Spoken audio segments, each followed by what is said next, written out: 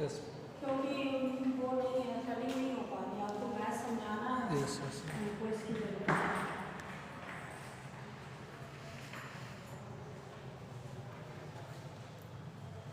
Dear student of class 7, I am Ranjit sir. Today we are start a new chapter. This is the chapter number 9, unitary method. ठीक है ना? What is unitary method? And you can also call it unitary method. This is the first part of this exercise. So what is the unitary method?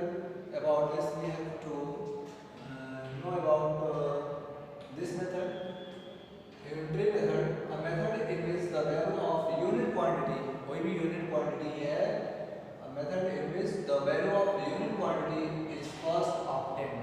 Unit quantity को पहले हम find कर लेते हैं. To find the value of any required quantity, तो उससे related जो भी quantities होती हैं, उसकी value को हम find out कर पाते हैं. तो इस method को हम कहते हैं unitary method. यूनिट मेथड मतलब यूनिट का मतलब हो गया पहले एक क्वांटिटी की वैल्यू फाइंड कर लेते हैं, फिर उससे रिलेटेड जितनी भी क्वांटिटी की वैल्यू फाइंड करनी होती है हम उसको आसानी से फाइंड आउट कर लेते हैं. ओके, ये हो गया बेटा आपका यूनिटरी मेथड. ठीक, तो ये जो आपका ये यूनिटरी मेथड है ये 2 टाइप्स का होता है. अब यूनिटरी मेथड में जैसे मैं एग्जांपल्स में आपको बता दूं कि जैसे कि कोई वर्क करना हुआ तो 10% मिलकर के किसी वर्क को मान लो 5 डेज में फिनिश करते हैं. तो अगर यहाँ से हम ये पूछ लिया जाए कि 17 अगर पर्सन हो तो उसी वर्क को कितने टाइम में फिनिश करेंगे. ठीक, तो अब यहाँ पे आप समझ जाइए कि ये आप क्या करेंगे, पहले 1 यूनिट की वैल्यू फाइंड करेंगे, यूनिट क्वांटिटी की. फिर यूनिट क्वांटिटी को फाइंड करने के बाद उसमें आप मल्टीप्लाई कर देंगे. हेलो हेलो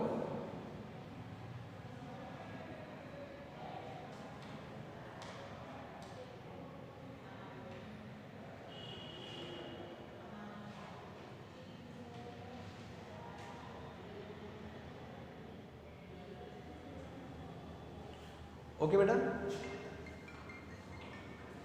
हेलो हेलो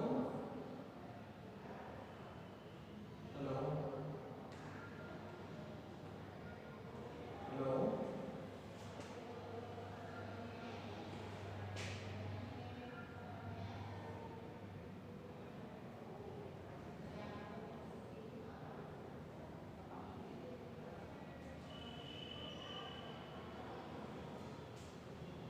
तो बेटा ये जो आपका यूनिटरी मेथड है ये 2 टाइप्स का होता है.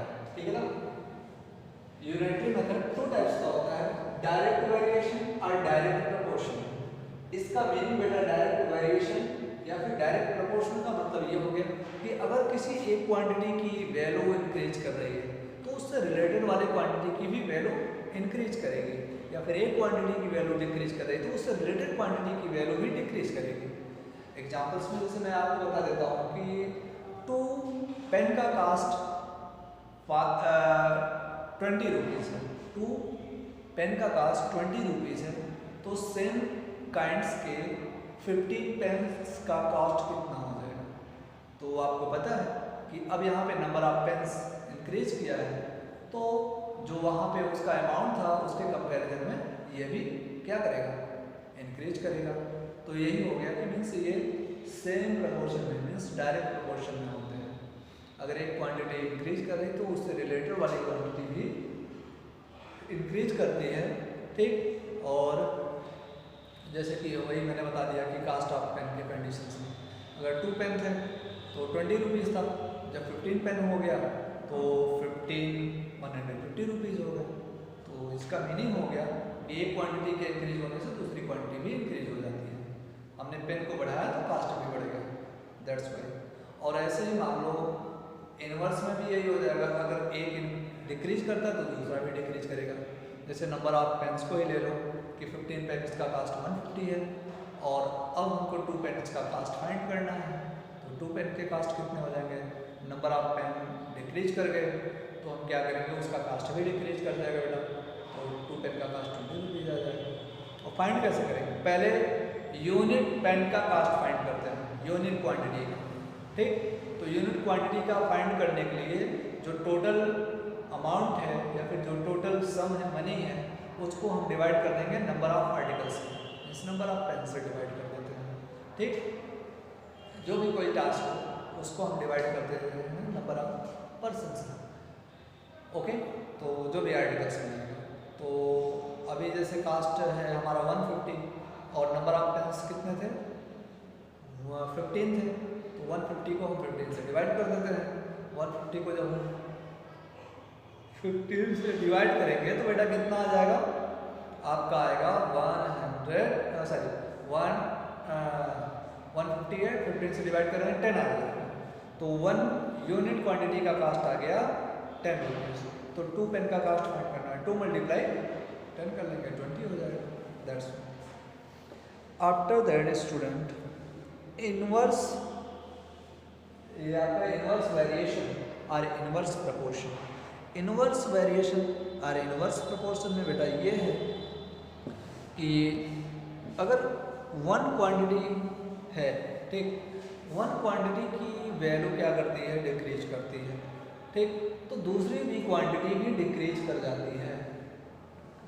क्या सर हाँ सर, यहाँ नेटवर्क तो अभी पकड़ नहीं रहा, बड़ी प्रॉब्लम है।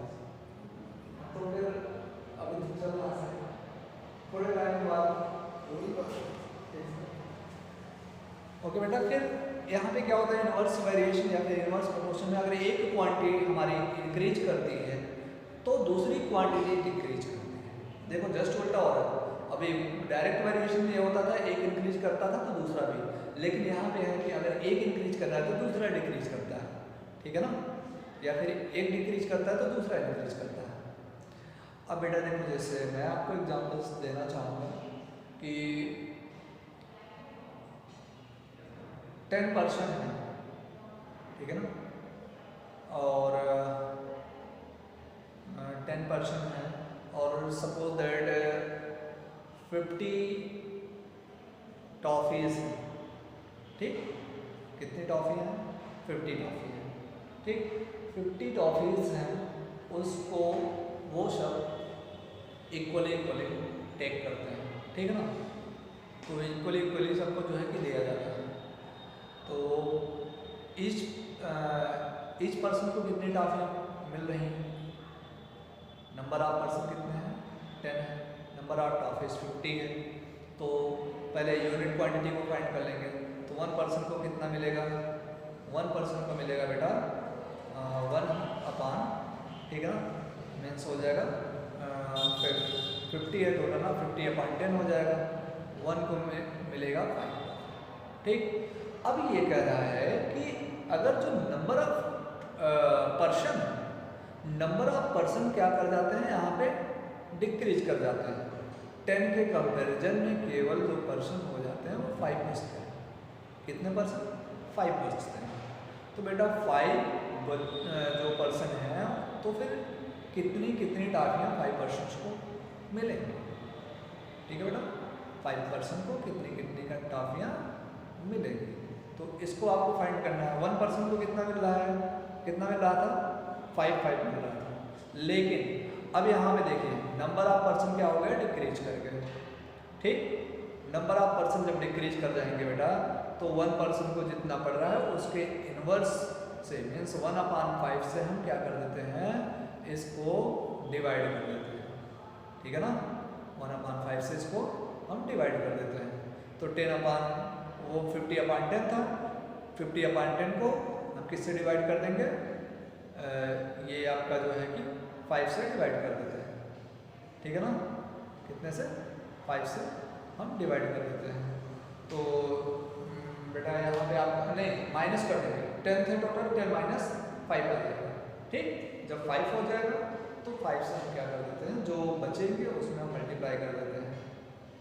ओके, ये इसका प्रोसेस है कि जो नंबर ऑफ पर्सन थे वो अगर अब देखो पहले थे कितने पर्सन, पहले थे 10, तो ईच पर्सन और टोटल टाफियाँ कितनी थी, टोटल टाफियाँ थी 50। ईच पर्सन को कितनी टाफियाँ पड़ रही थी, ईच पर्सन को पड़ रही थी टाफियाँ 50/10, ठीक, 50/10।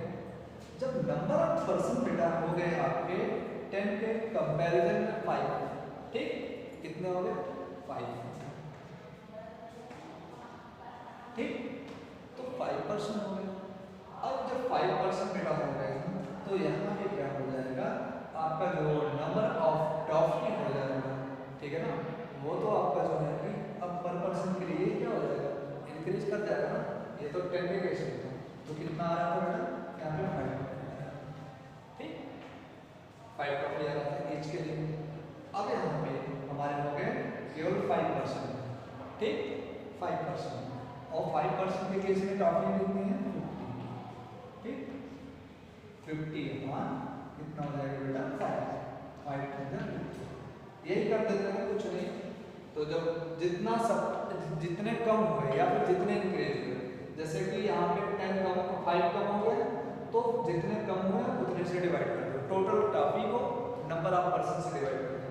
देखो पर्सन कम हुए लेकिन टॉफी की संख्या इंक्रीज कर गई, ठीक, नंबर ऑफ टॉफी से इंक्रीज कर गई। यही बेटा होता है आपका इनवर्स प्रोपोर्शन। अभी यही जो है कि हो जाते हैं आपके इंक्रीज कर जाते हैं। मैं कह रहा हूँ कि 10% से अगर 25% हो जाते हैं, कितने 25% हो जाते हैं। अब पर्सन बढ़ गए, ठीक, अब पर्सन क्या हो गए, बढ़ गए बेटा। तो जब पर्सन बढ़ गए तो अब पर पर्सन को कितनी टॉफियाँ पड़ेंगे ये हमको पता है। कितने पर्सन बढ़ गए, चलो ये सही 15 बढ़ गए, 10 पहले से थे, ये इंक्रीज कर गए। जो पहले पर्सन थे उसमें इंक्रीज या फिर डिक्रीज पर्सन को ऐड कर लेते हैं, ठीक है ना, और हम डिवाइड कर देते हैं टोटल नंबर ऑफ टॉफीज को, 25 पर पर्सन को कितनी टॉफी मिलेंगे 2। देखो नंबर ऑफ पर्सन पहले 10 थे, सेकेंड टाइम में अब वो 15 इंक्रीज होकर फिर 25 हो गए, तो उनके नंबर ऑफ टॉफीज कम हो गए। ये है बेटा आपका इनवर्स वेरिएशन या फिर इनवर्स प्रोपोर्शन है, इजी है, बस आपको समझने की जरूरत है बेटा, ओके। तो ये हो गया आपके इनवर्स वेरिएशन। अब रूल क्या है बेटा, if A and B vary inversely, vary inversely का मतलब होता है वेरी मतलब different, vary inversely, then the ratio of any two values of A is equal to the inverse ratio of the corresponding value of B, ठीक। तो जैसे to यहाँ पे वैल्यूज एक, जैसे कि हमने टॉफीज को दिखा दिया और दूसरे को नंबर ऑफ पर्सन को दिखा दिया, ठीक। तो यहाँ पे इनवर्स हो जा रहा है, ठीक, इनवर्स होने का मतलब उल्टा हो जा रहा है, जब इंक्रीज जैसे इंक्रीज या डिक्रीज कर रहा है बेटा, ठीक। तो अब हम आते हैं एक्सरसाइज पे, तो जो भी अगर कुछ डाउट्स रहेगा वहाँ से और भी अच्छे से आपका क्लियर होगा, ठीक।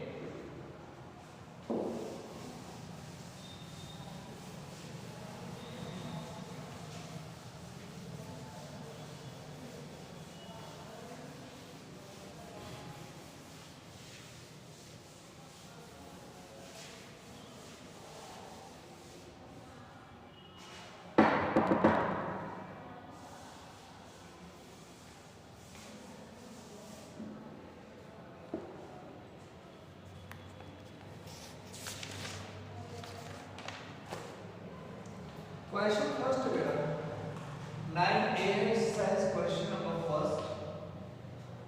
Question first ये करा है, if 15 oranges cost rupees 110, if 15 oranges cost rupees 110, what do 39 oranges cost?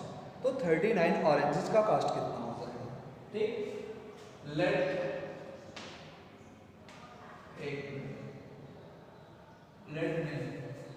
यहाँ पर add cost of 15 oranges is equal to rupees 110, ठीक है बेटा, ये 110 गिवन 15 oranges का कॉस्ट, सिंस यहाँ पर सिंस का सिंबल, देयरफॉर कॉस्ट ऑफ, यहाँ पे कॉस्ट के नीचे मैं ऐसा सिंबल दे रहा हूँ, मतलब ये कॉस्ट ऑफ कितने ऑरेंजेस का, पहले 1 ऑरेंज का कास्ट ऑफ 1 ऑरेंज, ठीक, इज इक्वल टू हो जाएगा रुपीज, जो टोटल था 15 के लिए उस अमाउंट को डिवाइड कर देते हैं नंबर ऑफ ऑरेंजेस से, ठीक। तो ये हो गया बेटा ₹110/50, ठीक। अब इसको अगर सीरीज में करना चाहते तो 5 × 50, 520 बन जाए, 520 दूजा हो गया ना, यस। ये हो गया आपका 22/3 रुपीज, ये हो गया 1 ऑरेंज का कास्ट, ठीक है ना, क्लियर। देयरफॉर अब कास्ट ऑफ कितने ऑरेंज का फाइंड करना है बेटा, 39 oranges, 39 oranges is equal to rupees 1 orange का जो कास्ट है बेटा उसमें मल्टीप्लाई कर देते हैं जितने ऑरेंज का कास्ट हमको फाइंड आउट करना है, 39। अब बेटा इसका मल्टीप्लाई कर लेते हैं, देखो 3 × 3, 3 13 जा 39 होता है। अब 30 × 26 बेटा, 30 × 26, 26 + 2 28, ये बेटा हो गया ₹286, ओके। ये ही बेटा 39 ऑरेंजेस का कास्ट हो जाएगा, ओके। तो बेटा ये बहुत ही सिंपल है, बहुत ही इजी है, केवल आपको कॉन्सेप्ट अपना क्लियर करना है। क्वेश्चन सेकंड है बेटा, क्वेश्चन सेकंड कह रहा है if 8 kg sugar costs ₹260, okay, how much sugar can be bought for ₹877.50?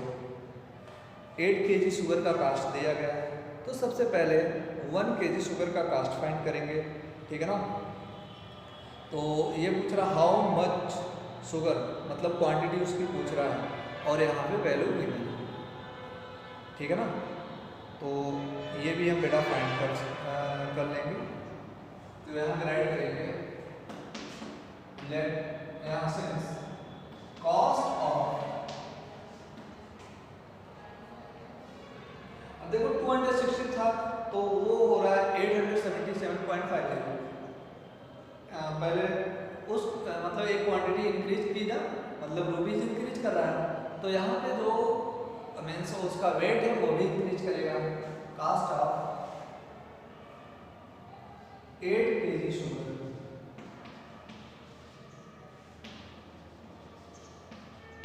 Is equal to ₹260, okay. कितना बेटा, 260। Therefore cost of 1 kg sugar is equal to हो जाएगा ₹260/8, ओके बेटा, क्लियर है ना। तो इसको 4 से डिवाइड कर देते हैं, 4 2 जा 8, 4 4 6 जा 24 और 4 5 जा 20, ठीक है बेटा। 65/2 हो गए, ₹65/2, ओके। Therefore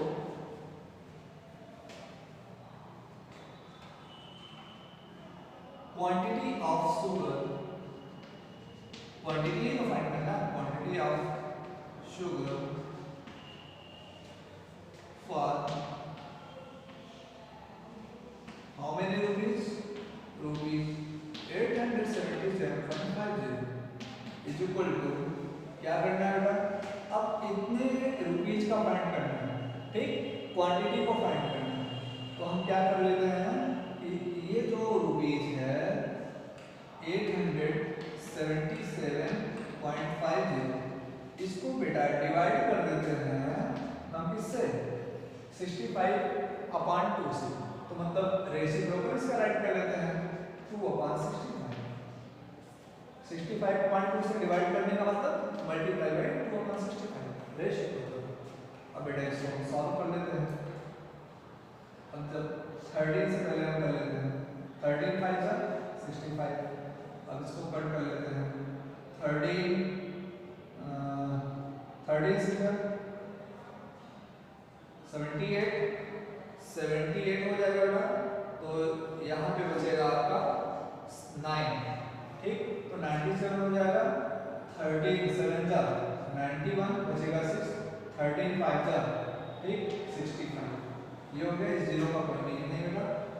अब अभी भी 5 से कट हो रहा है, पॉइंट यहाँ पे आप कर देते हैं, तो 5 मतलब 5, देखो 5 5 मतलब 5 हो गया बेटा, और यहाँ पे बचेगा 1 17 हो जाएगा, 5 3 जा 15 15 2 17 और 5 5 जा 25। ये बेटा हो गया आपका कितना हो गया, ये टू कहाँ से चाहिए, इसका 2, ये हो जाएगा बेटा 13.5 इंटू 2, ठीक है ना। तो 5 टू जा 10 का 0 हो जाएगा, और 2 3 जा 6 and 7 2 1 जा 2, ठीक है। ये बेटा आपका आ गया 27 kg, कितना आ गया 27 kg, ओके।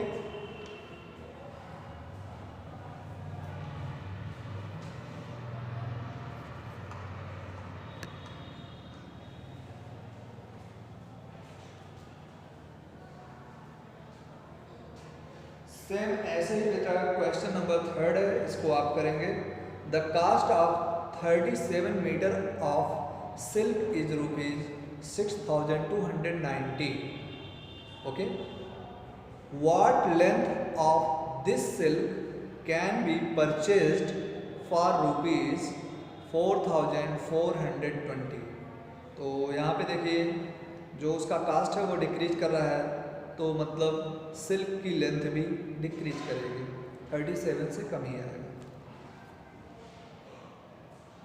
ओके। थर्ड को आप कर लेंगे। अब fourth, a worker is paid ₹1,110 for 6 days, okay. किसी वर्कर को 6 days का जो वेज है, ठीक, वो पेड किया जाता है 1110। तो यहाँ से 1 days का पहले फाइंड कर लेंगे बेटा। If his total wages during a month are ₹4,625, ठीक। और उस वर्कर का जो वेज होता है, वेज मतलब जो उसका मीन्स मेहनताना होता है, ठीक, जो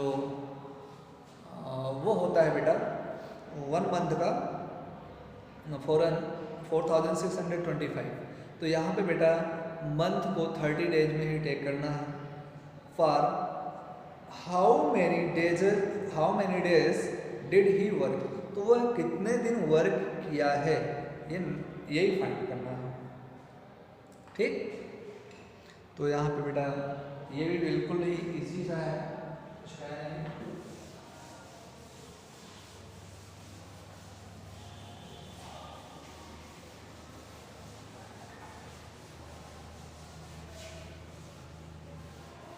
चलो सबसे पहले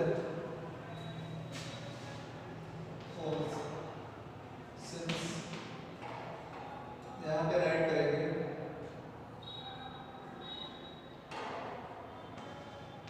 वेज, ओके, वेजेस फॉर पहले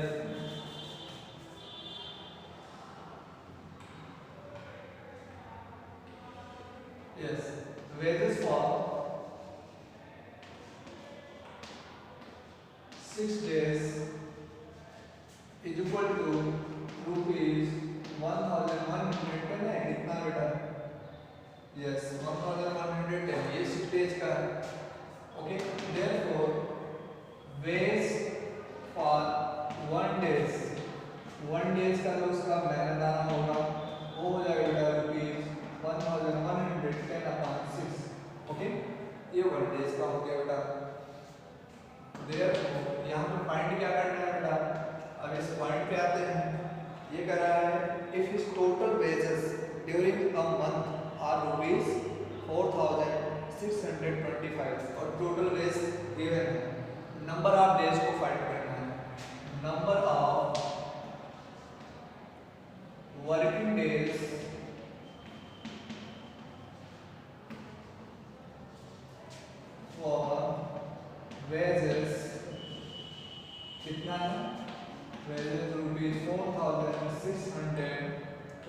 25 इज इक्वल टू, बेटा क्या हो जाएगा, 1 डे के वेज से टोटल वेज को हम डिवाइड कर देंगे तो बेटा आपका आ जाएगा टोटल क्या आ जाएगा, वही आपका आ जाएगा नंबर ऑफ डेज।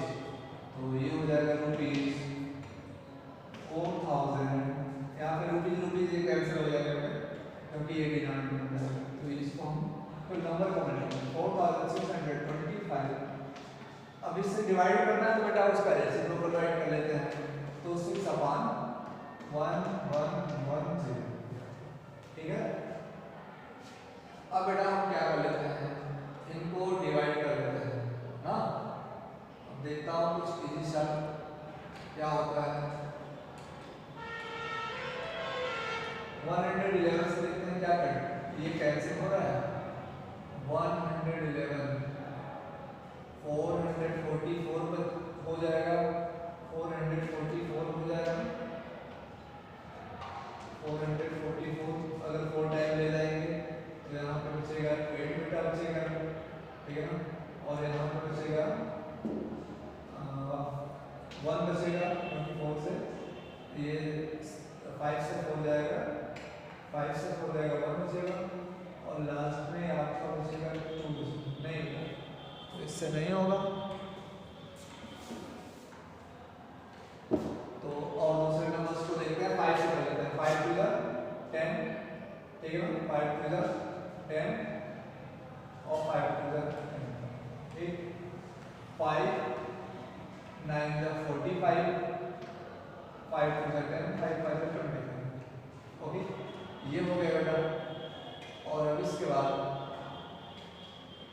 ये देखो, इसको हम 2 से कर लेते हैं, 2 3 जा और 111, ठीक है ना, ये हो गया 111 आ गया। और अब इसको हम डिवाइड कर लेते हैं बेटा कितने से, ये 3 से,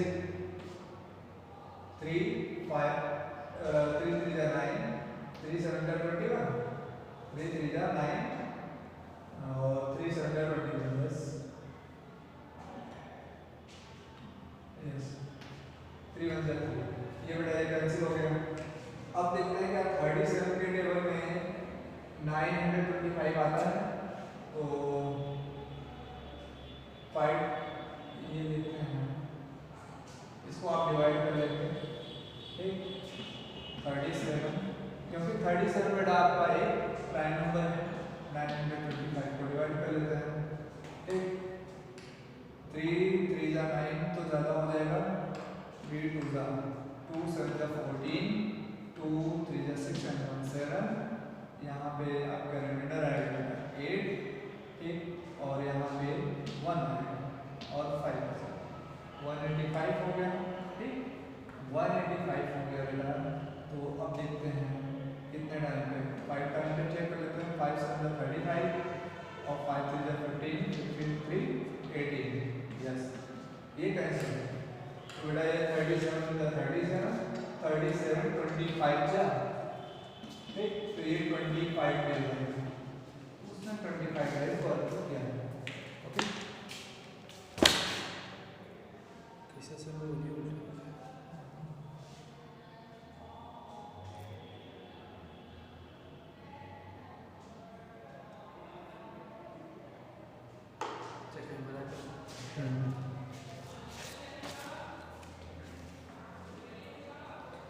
बेटा ये 4 आपका हो गया, और 5 को भी ऐसे ही करना है। A car can cover a distance of 357 kilometre on 42 litre of petrol, ठीक, 42 लीटर में 357 जाता है, तो पहले 1 लीटर ऑफ पेट्रोल में कितना वो ट्रेवल करेगा उसको फाइंड कर लो। How far can it travel on 12 litres of petrol, तो 1 लीटर में जितना डिस्टेंस वो मेंटेन कर रहा है, मीन्स ट्रेवल कर रहा है, तो उसी में हम 12 से मल्टीप्लाई कर देंगे, ठीक, तो ये भी आपका आंसर आ जाएगा। 5 को भी आप कर ले जाएंगे। 6 मैं देख लेता हूँ, travelling 900 kilometre by rail cost ₹2520। 900 kilometre यात्रा करने का जो कॉस्ट होता है बेटा वो 2520 रुपीज़ होता है। तो पहले 1 किलोमीटर का कास्ट यहाँ पे फाइंड कर लेंगे।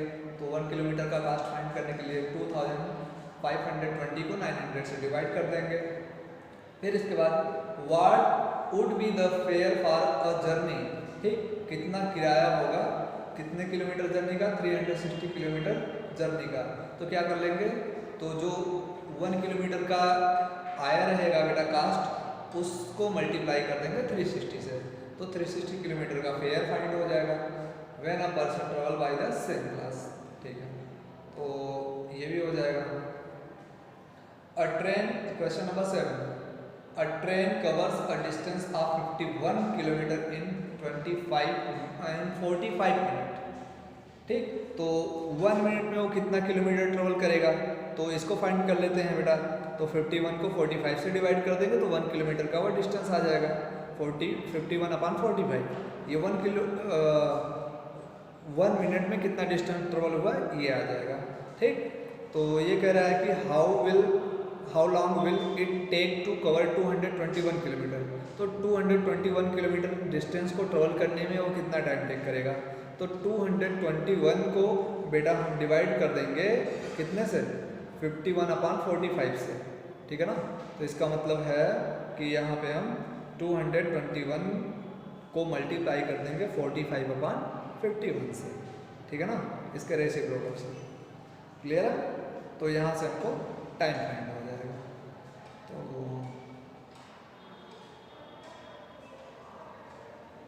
और क्वेश्चन नंबर 8 है बेटा, इफ 22.5 metres of a uniform iron rod weight 85.5 kg, okay बेटा, ये 25.5 मीटर रॉड का वेट है, तो फिर यहाँ से 1 मीटर रॉड का वेट फाइंड कर लेंगे।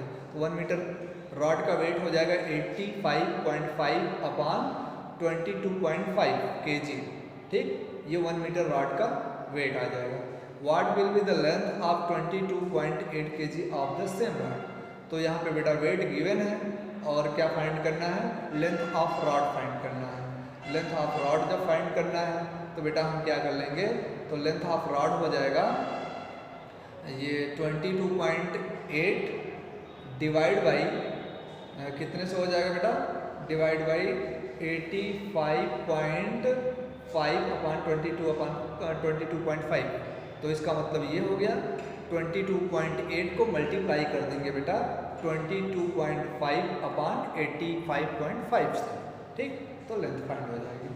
ठीक है बेटा, तो अभी क्वेश्चन नंबर 8 तक आप फाइंड करिएगा, 9 से मैं नेक्स्ट टाइम एक्सप्लेन करूँगा।